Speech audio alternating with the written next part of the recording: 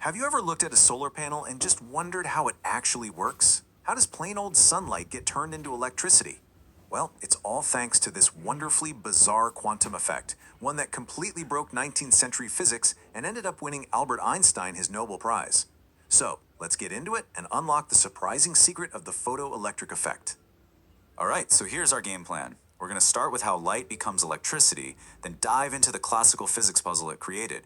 After that, we'll see Einstein's incredible quantum leap, explore how it literally powers our modern world, and finish by asking a really huge question. What is light, anyway?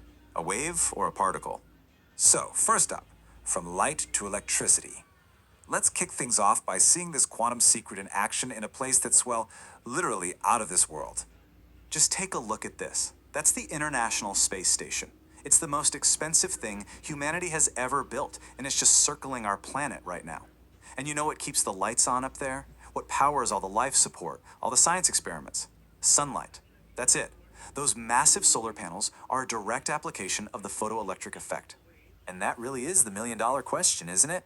It seems like some kind of magic. How does a beam of light, something with no mass, create a flow of actual electricity? To get to the bottom of that, we have to travel back in time. To win this was one of the biggest head-scratchers in all of science. Alright, let's jump in our time machine. Next stop, the late 1800s. Back then, physicists felt pretty good about themselves. They thought they had light all figured out. It's a wave, case closed. But then, light started doing things that made absolutely no sense. So here's the basic setup. You shine a light on a piece of metal, and if the conditions are right, poof, electrons get knocked right off the surface. Seems simple enough, right? A guy named Heinrich Hertz first noticed it happening way back in 1887. Describing it was easy, explaining it, well, that was a whole other problem. And this wasn't some fleeting one-off thing. After Hertz found it, other scientists got in on the action, showing it worked with different metals and different kinds of light.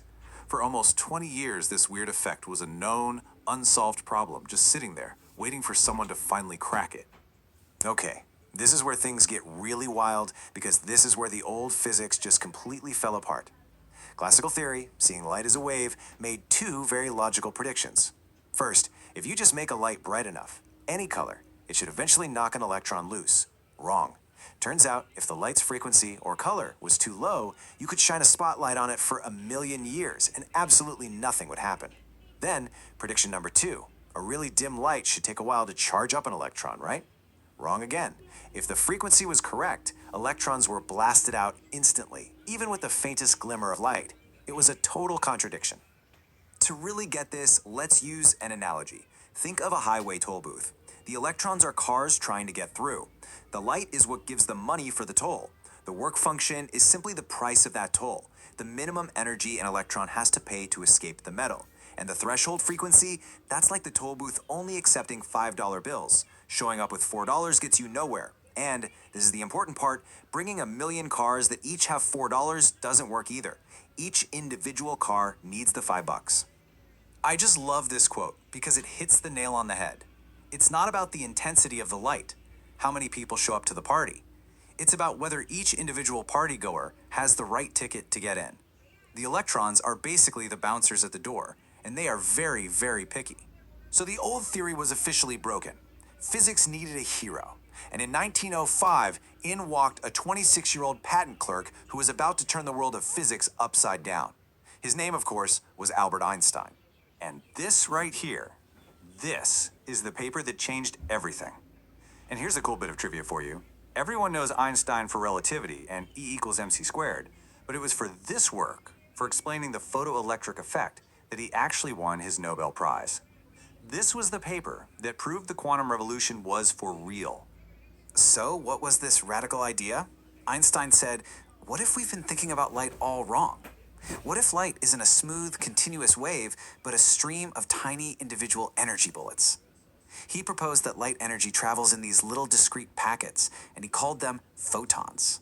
And the energy of each of those little photon bullets is determined by its frequency, which we just see as color. The equation is beautifully simple. E equals hf. Higher frequency light, like blue or UV light, has photons that pack a bigger energy punch. Lower frequency light, like red, has photons with less energy. That h is just a fundamental number of the universe called Planck's constant, that makes the whole thing work. And that one simple idea led to this elegant equation that explained the entire mystery. Kinetic energy equals hf minus phi. This little formula perfectly described every single weird result that had been confusing scientists for decades. It's basically an energy receipt for the transaction between a photon and an electron. So let's break it down with our toll booth analogy one more time. HF is the money the photon has when it shows up. Phi is the price of the toll that the electron has to pay. So the kinetic energy, Ke, is just the leftover change.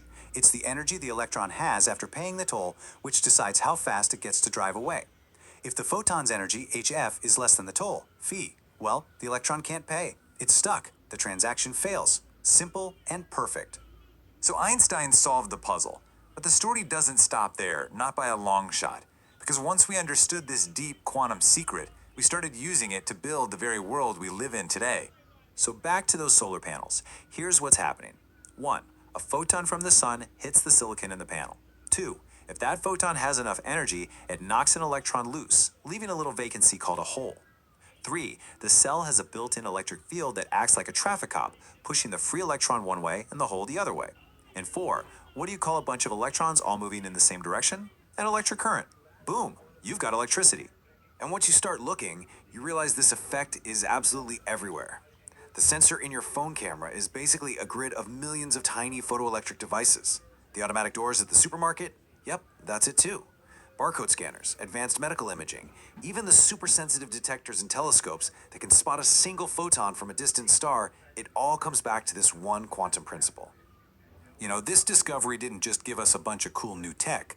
It forced us to face a much deeper and, frankly, much stranger reality about how the universe actually works.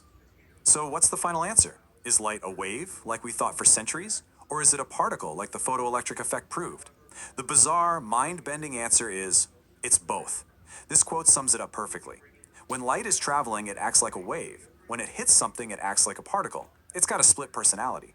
This is what we call wave-particle duality, and it's a fundamental idea in all of quantum mechanics. Light shows you a different face depending on what you're asking it to do. If it's just flying through space, it spreads out and makes interference patterns, just like a wave in water. But the second it interacts with matter, like hitting an electron, bam, it delivers all its energy to one single point, like a tiny particle.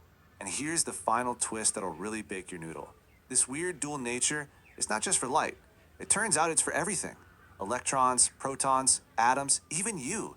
You have a particle nature and a wave nature.